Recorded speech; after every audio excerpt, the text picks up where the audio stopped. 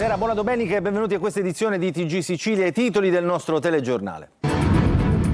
Ci sarebbero almeno 4 morti sospette nel reparto di cardiologia dell'ospedale Papardo di Messina. L'inchiesta ha portato al sequestro di 2 sale operatorie infette.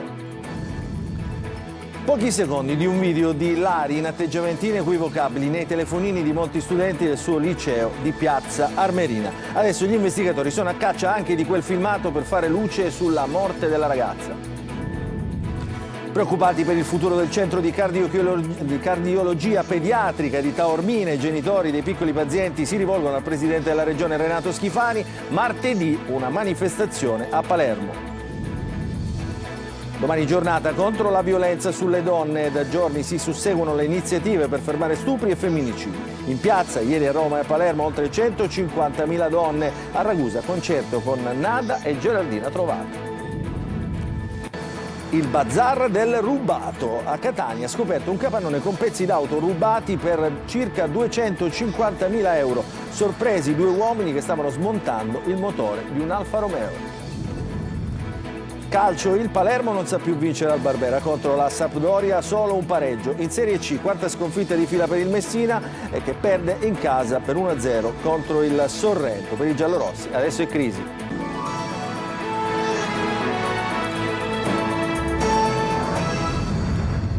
Buonasera, apriamo il nostro telegiornale con le morti sospette all'ospedale Papardo di Messina. L'inchiesta che ha portato al sequestro delle 2 sale operatorie ha preso avvio dopo le denunce dei familiari delle vittime. 4 almeno i casi, ma per la procura potrebbero essere molti di più. Il servizio di Francesco Triolo.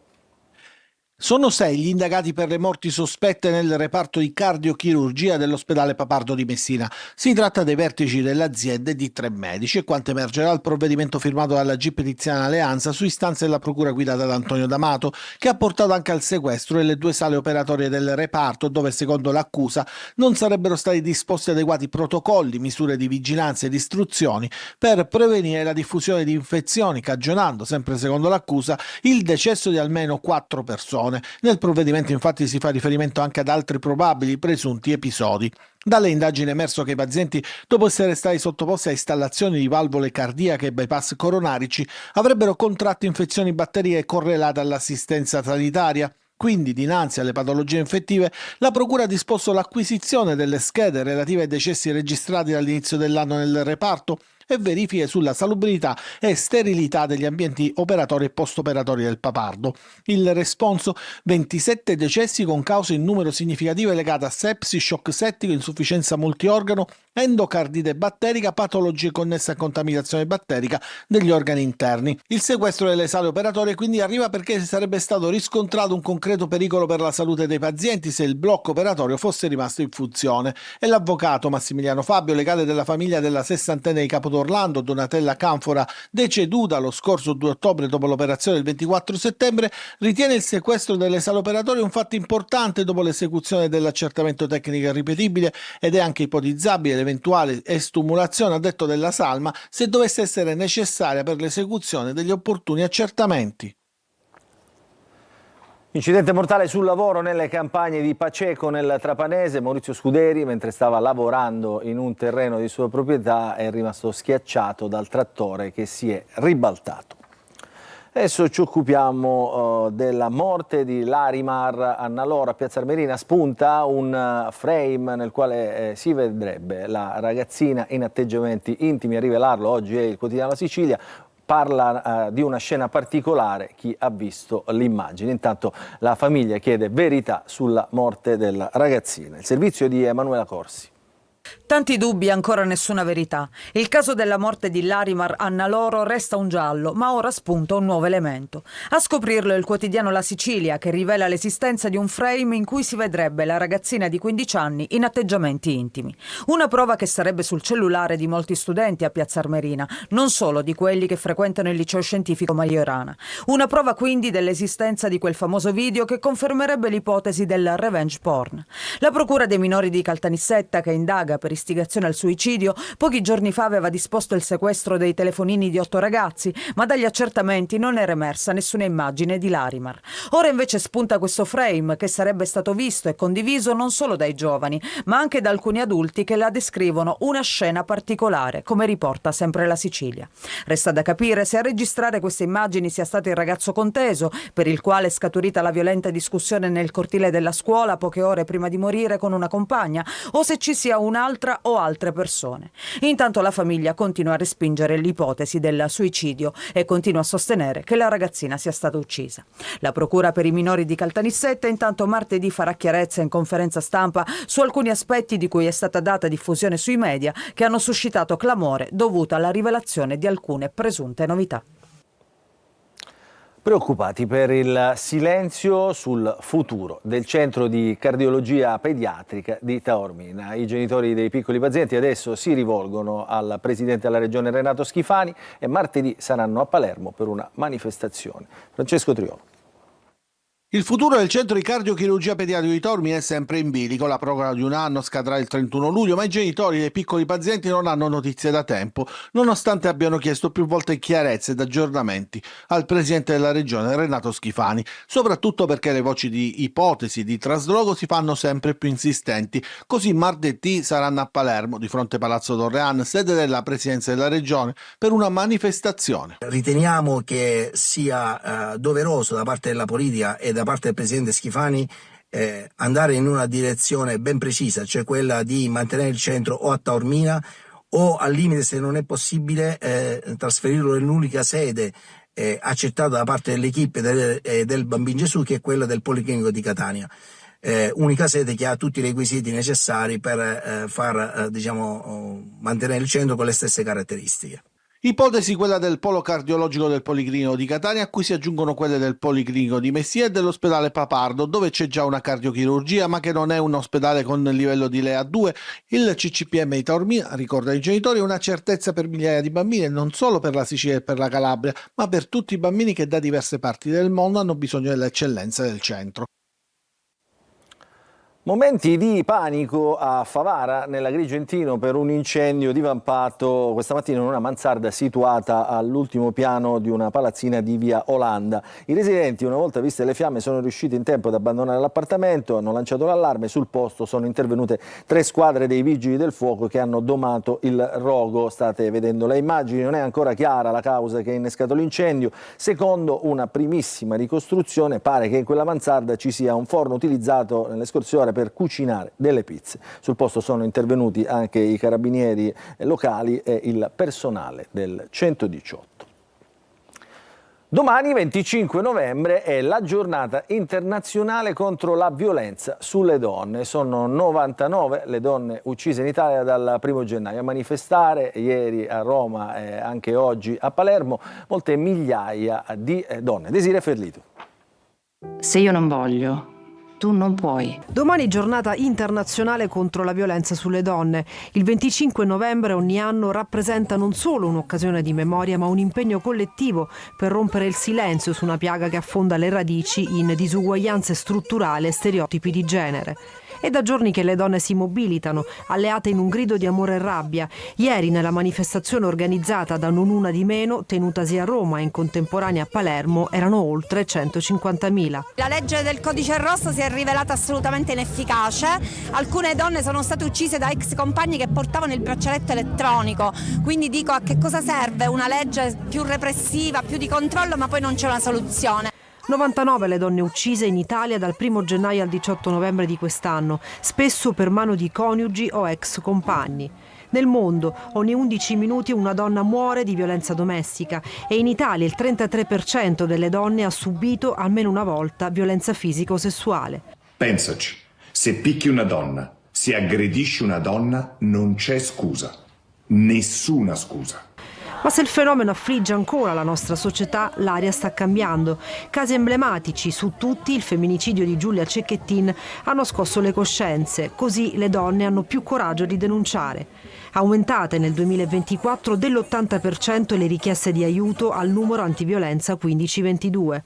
Si susseguono sui social le iniziative. Nessuna scusa. Se io non voglio, tu non puoi. È l'hashtag utilizzato da artisti e personaggi del mondo dello spettacolo per dire che non si può più tacere. Anche se non sono in me, anche se non mi muovo, anche se prima ti ho detto sì. Anche se sei il mio capo. Se tu non vuoi, io non posso.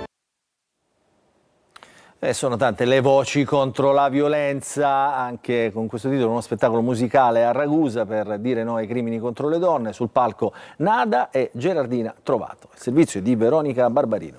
Nella vita puoi incontrare tante belle persone e sei sempre alla ricerca di nuovo, ribelle, vuoi esplorare, insomma.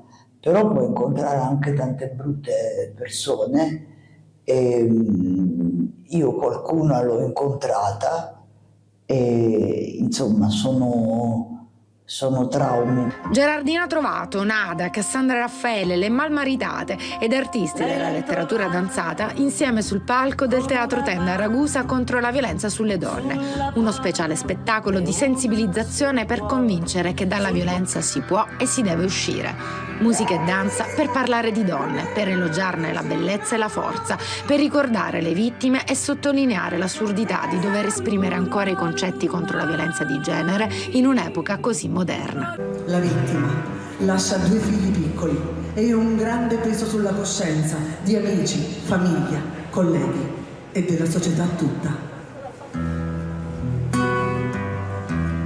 Tu mi fai girare, tu mi fai girare come fossi una bambola. Il messaggio dal palco è chiaro: c'è bisogno di educare all'amore e aiutare tutte quelle donne che per sudditanza economica non riescono a rompere le catene e ricordare, come hanno sottolineato le Malmaritate, che la pelle del tamburo è l'unica che si può percuotere.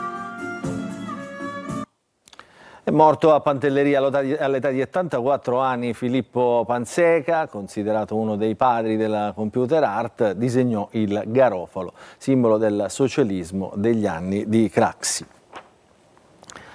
A Catania adesso il bazar del rubato, scoperto un capannone con pezzi d'auto rubati del valore di circa 250.000 euro, nel magazzino deposito sorpresi anche 2 uomini intenti a smontare un motore di un Alfa Romeo. Tonino De Mana.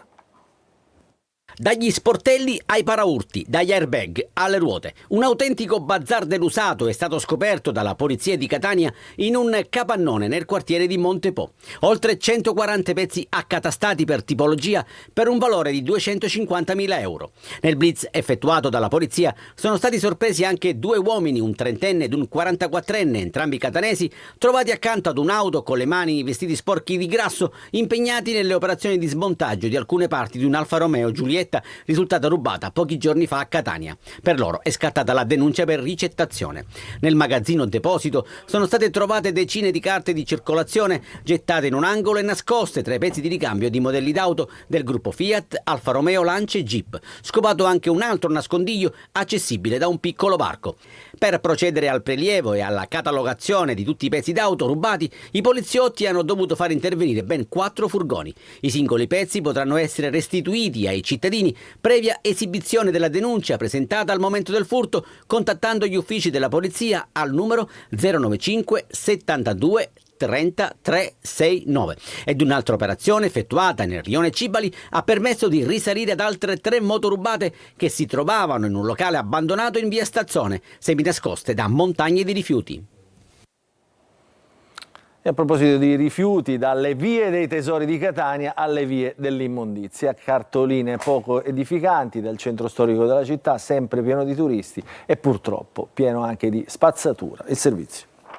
Il biglietto da visita non è certo dei migliori. Così, tra le bellezze dei monumenti e con vista sugli archi della Marina, Catania mostra uno dei suoi lati peggiori, denunciato più volte nei nostri servizi. Questa volta però l'obiettivo delle nostre telecamere finisce in pieno centro, esattamente in piazza Borsellino, in prossimità del terminal dei bus dove ogni giorno transitano migliaia di persone. E se i catanesi sono abituati al degrado, lo stesso non può dirsi per i tanti turisti in transito nel capoluogo etneo. Questa coppia guarda con stupore i tanti rifiuti depositati a ridosso di una pensilina.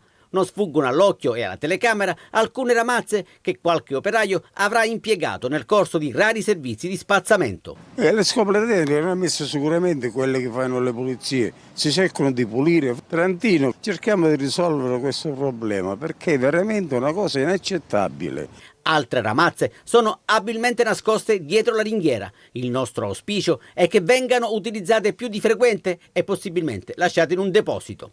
Nelle vie del turismo, Dulcis in fondo, vi mostriamo inerti e rifiuti in via Vittorio Emanuele, a pochi passi dal Duomo di Catania. Adesso occupiamoci di cucina, di dolci. A Bagheria nel Palermitano, un festival dedicato allo sfincione, degustazioni, musica e poi il vero protagonista, appunto, lo sfincione, che non è solo quello tradizionale. Marco Ulla.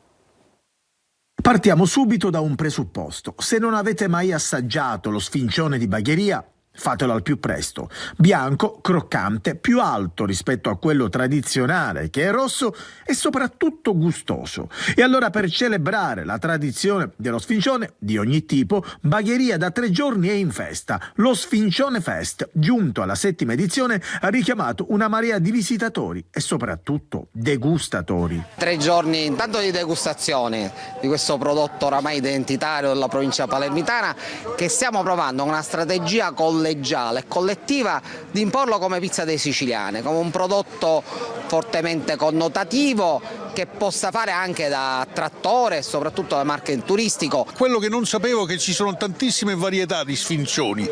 Io conosco quello palermitano, quello col pomodoro, la cipolla che si vede. Poi qui invece cambia tutto, cambiano tutti i giochi. Gusti, sapori, ma anche musica, con i cugini di campagna che hanno accompagnato con i loro brani le degustazioni del mitico sfincione.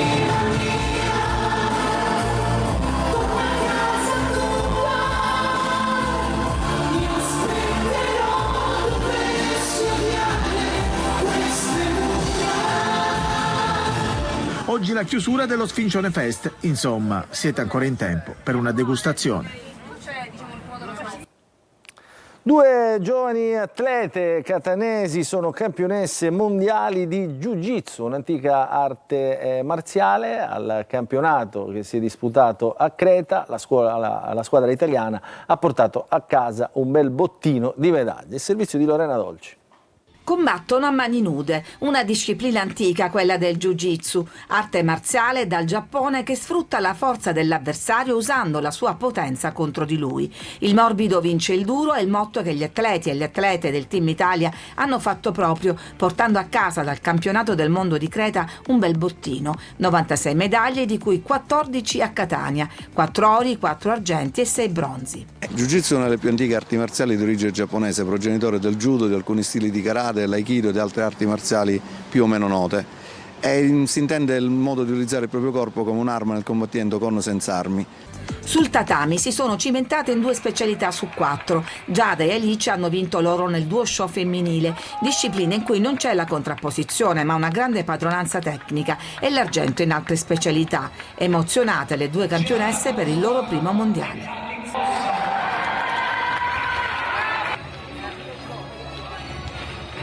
Questa vincita è una vincita sportiva, non c'entra molto con la difesa personale, però comunque al di fuori ovviamente io mi sento molto più sicura di uscire anche di casa, soprattutto da donna. Oltre ad essere la disciplina sportiva che pratico da più di 15 anni, rappresenta anche uno stile di vita, quindi la disciplina, la formazione anche che abbiamo sin da quando siamo piccoli ci ha permesso di affrontare questa gara nel migliore dei modi. Campioni del mondo maschile nel duo system sono Salvatore Molino e Salvo Ensabella. Il Jiu-Jitsu non è ancora sport olimpico, ma in futuro chissà. L'appuntamento per i prossimi mondiali è in Cina nel 2025. Una coppia partirà anche da Catania.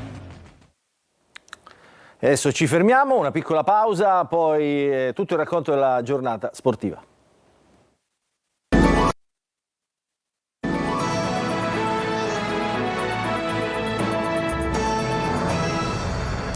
ancora ben trovati, apriamo adesso la nostra pagina sportiva nella seconda parte del nostro telegiornale. Partiamo con la notizia del pareggio del Palermo che non sa più vincere in casa allo Stadio Barbera contro la Sampdoria, è finita 1-1, le reti al 38esimo del primo tempo per gli ospiti da parte di Tutino, ha pareggiato poi alla fine della prima frazione di gara al 48esimo di Francesco. Adesso invece in Serie C ci occupiamo del Messina, sconfitto per 1-0 al Francoscoglio dal Sorrento. Decisivo nella ripresa un gol di Bolzius, il servizio di Sergio Colosi.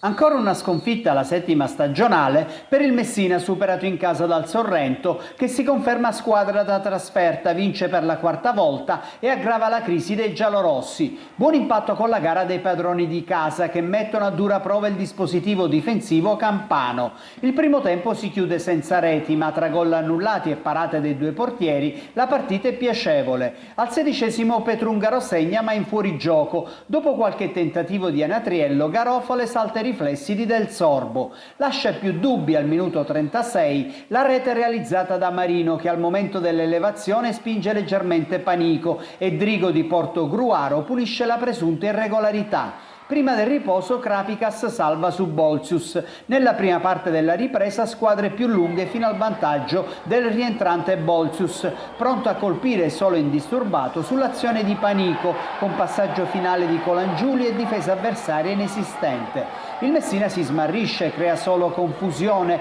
e attacchi disordinati, mentre il Sorrento per 3 volte con Musso spreca il raddoppio, ma la squadra di Modica non rientra più in partita. Adesso ci occupiamo del Catania, prova convincente dei rossazzurri falcidiati dalle assenze ad Avellino. La partita finisce 2-2, in rete D'Andrea e Stoppa. Martedì invece al Massimino ci sarà il derby di Coppa Italia contro il Trapani. Il servizio di Marco Carli. Nei momenti di difficoltà serve carattere, quello mostrato dal Catania ad Avellino, un carattere che alimenta anche i rimpianti perché i rossazzurri per 2 volte sono stati in vantaggio, ma che ha aiutato gli etnei ad andare oltre le assenze, praticamente 2 soli giocatori di movimento della prima squadra in panchina. Un gruppo che ha saputo assorbire, grazie al suo portiere, anche l'episodio che poteva indirizzare diversamente la partita. Il rigore parato da Beters sul tiro di Patierno vale come ulteriore iniezione di fiducia e spalanca la porta al gol del vantaggio di D'Andrea, che poi corre ad abbracciare Faggiano. Il direttore sportivo era stato profetico prima del match. Il direttore Faggiano per noi è un'arma in più, è sempre con noi e ci dà consigli, non serve che lo dico io chi è il direttore. E poi prima della partita mi ha detto: oggi me lo sento, fai gol e ti aspetto, e quindi il primo pensiero è stato lui. In avvio di ripresa Redan sfrutta un'amnesia del Catania e dà l'1-1 ai padroni di casa, ma i rossazzurri non si danno per vinti e trovano il nuovo vantaggio con Stoppa nel miglior momento della sua stagione. Il Catania c'è, contrariamente a quanto era successo fra ottobre e l'inizio di novembre. È un momento che devi continuare su questa strada, con questa voglia, con questa consapevolezza, con questo coraggio, con questa qualità, perché oggi ha fatto anche una partita di qualità la squadra. Nel finale l'Avellino preme. Il Catania paga le tante assenze, subisce il gol del pari definitivo da Redan e rischia anche la beffa sul colpo di testa sui titoli di coda di Liotti. Ma il 2-2 è prezioso e apre la strada ad una fine di anno solare con 4 partite in casa su 5, a cominciare dal derby di Coppa col Trapani, in programma martedì.